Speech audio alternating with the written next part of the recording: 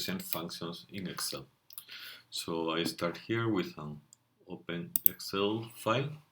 Suppose here is my independent variable x. I'm going to write a function here later, fx, and here gx. So let's give some values to x. Doesn't matter, I'll give integer values, but doesn't matter. 0, 1, 2, 3.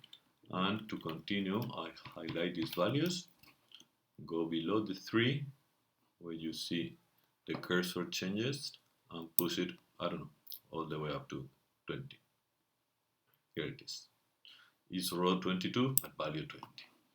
I'm going to write here the square function. So I write equals to, I want this number squared, so this is what is times this number itself.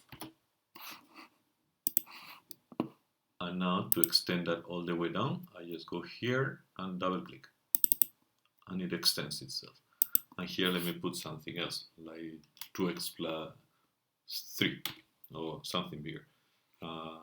225 times x plus 50.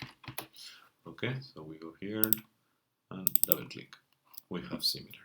So let's represent one of them. First of all, fx. So I need x. So I click on the first x. I can extend it if I want, for example, like this.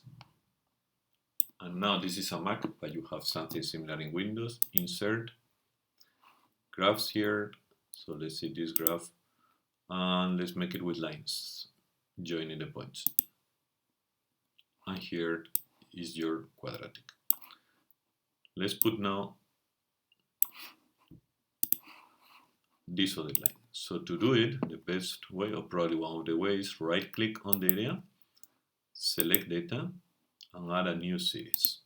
And now these are the x values, which are these ones here, and I click here.